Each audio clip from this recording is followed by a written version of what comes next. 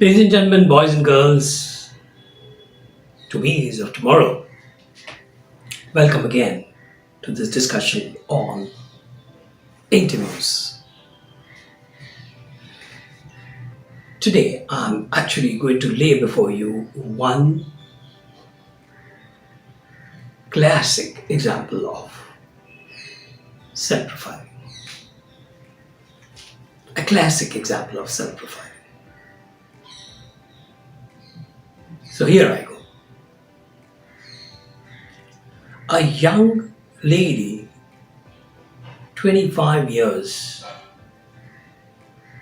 is presenting herself. From the attire, you can make out that she had had an international exposure.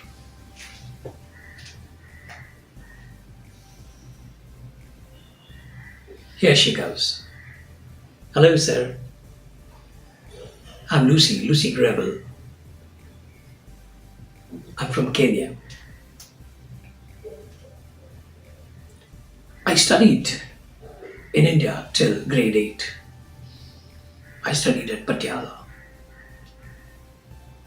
My father decided to shift to Kenya for his restaurant business. So eventually we obtained citizenship of Kenya. Now I'm seeking employment in India because I'm getting married in India.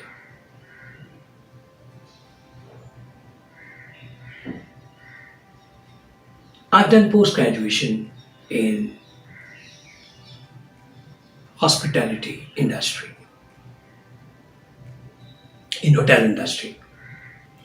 And I have done 4 internships with 7-star American outfits, where I had an exposure basically to food and beverages division of hotel industry. I did not take a full-time assignment in Kenya because my marriage was round the corner, but it took time for the date to be decided.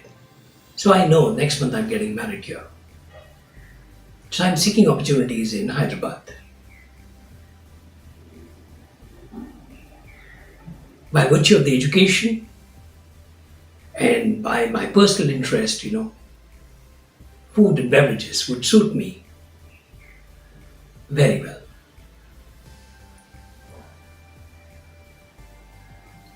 I came back to India 15 days ago and I am into serious discussion with a major food chain. But still, I came to talk to you to explore better opportunities if at all there. If either of these two do not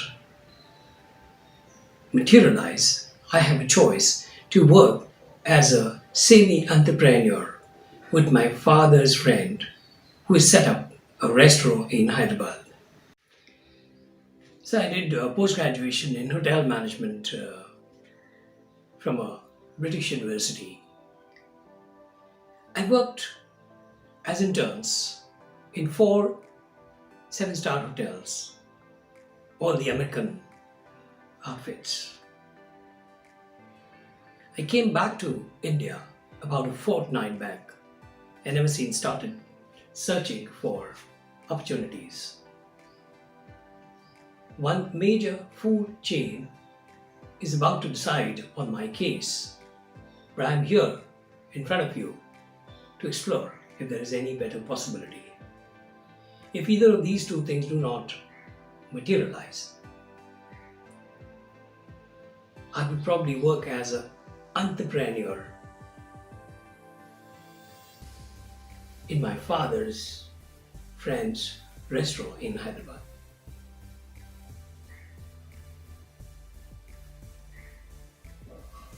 The profiling is over.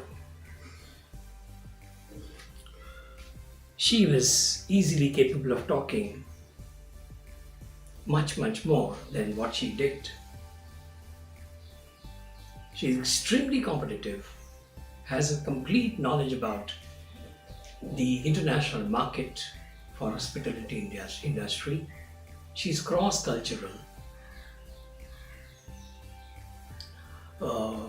She is well structured in her communication. From the communication, one can bring out a flow, a direction of what the next thing she's going to say, or what the next thing to expect from her. There is no cross question required at this point of time. There is no complex data which would make the interviewer confused. Well, that's a negative side of interviews. Interviewers expect a very straightforward case. They don't want people, who have had several twists and turns in their life. Oh, you're an entrepreneur, we don't want you. Oh, you're from banking industry, we don't want you. Oh, you're a retired policeman, we don't want you. You're a retired army man, we don't want you. Oh, you're a civilian, we don't want you. So twists and turns are avoidable. Probably it is easier for them to make a decision if somebody is from the same industry. Yeah, you have handled a commercial division of tire industry, and we are a tire industry. We want you to be head of the commercial. So we just walk in. We'll send you a car to pick you up. A straightforward case. So a bit of a detour here and a message to the interviewers. See, experience-based selection is very obvious. Anybody can make out 2 plus 5 is 7. And 7 plus 5 is 12. And 12 minus 3 is 9. Anybody can make out. My message to interviewers, therefore, is that the real challenge of interview is not to study the experience of the person. Not to study the experience of the person. But it is to assess the future value of the person. Future value of the person. Look at this little girl, 25 years. She knows her value. She's trying to trade her value. Very, very professionally. The reference of the father's business, the father's friend's business is very critical. It's very critical. It shows that she is likely to be a woman who belongs to this industry. And an international exposure. Suppose she's seeking job in Hyderabad. She is seeking job in Hyderabad. It's obviously a benefit for the organization because she is now getting international culture. She studied in British University and she worked with 7 American organizations.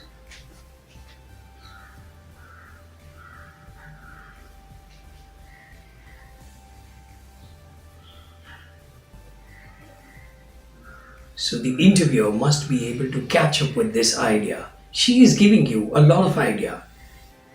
There are times, you go to smaller towns and semi-village kind of atmosphere, there you want to hire somebody, you have to break your head in asking a question and making the person understand, this is the question that I have.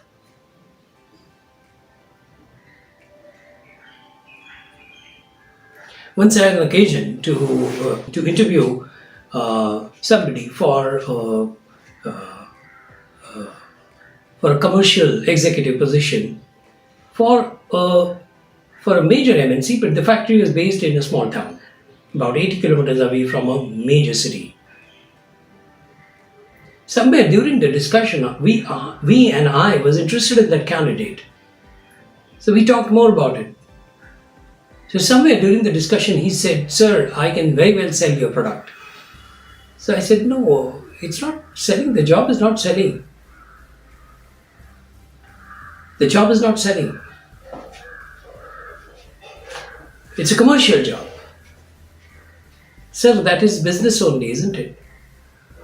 I said, maybe I give him a chance to be innocent about this because Those days the internet was not on, so there was a seminal difference between how people listen and understand things in major cities and how they listen to things in smaller cities.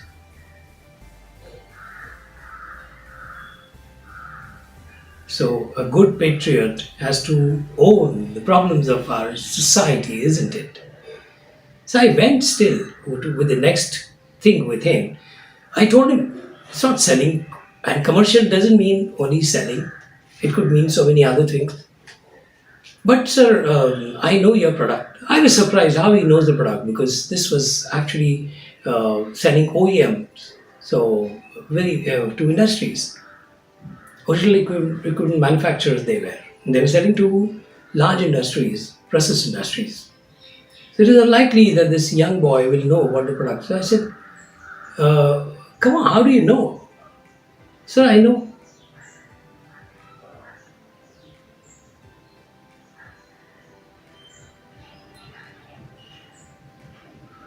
What do you think we are selling? I said, sir, you are selling rolled up sleeves.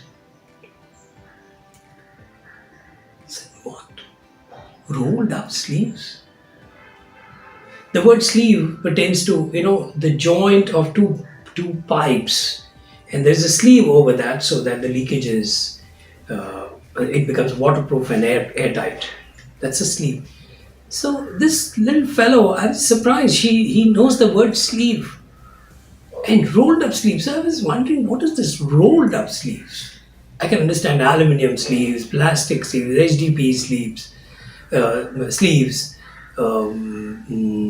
stainless steel sleeves. I can understand that. What is this rolled up sleeves? Then somebody, the HR person who was seated there, corrected me, sir. In the advertisement, we have said wanted young commercial executives with rolled up sleeves. You have this regularly. Interview sometimes is your head swirls. Sometimes the performances are so pathetic, and you pity the humanity so much that at the end of it, the interviewers have their head swirling. They're worried about how the humanity is going to grow. We become philosophical at the end of it. Very true, very honest. But that's a part of life. That's a part of every profession. I'm sure every profession has something like this happening to them. So, wanted commercial executives with rolled up sleeves forever has become a kind of a red beacon for me whenever I perform the interview assignments.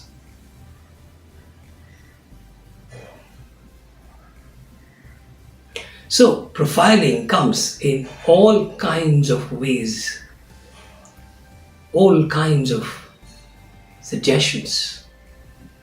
So, here I look at this lady as sophisticated, yes. International exposure, yes. Competitive, yes. Hardworking, yes. She's particularly underweight. Hardworking, yes. Determined, yes. Despite her physical appearance not being so weighty, not being so powerful, she can easily win the hearts of people and make them work for the organization. She has commitment to the service. She is very simple, very humble. She can talk on many subjects and she can perform varied kinds of activities. She has that inner urge to do this and to do that, to use a left hand and a right hand and this way and that way, what we call the versatility. We are trying to freeze an interactive communication. And to describe that dynamics, which is both physical, communicational, but also internal. It's a mighty difficult job. Pardon me if I miscommunicated. Pardon me if I have created any prejudice in you, a bias in you, a presumption in you. But over a period of time, I'm sure we will sort it out. That's why discourses are meant to be lengthier than a training program, because we are able to accommodate so many other possibilities, so many detours we'll be able to freeze. With that, may I sign off for this day, ladies and gentlemen, boys and girls, to bees of tomorrow. Goodbye, good night.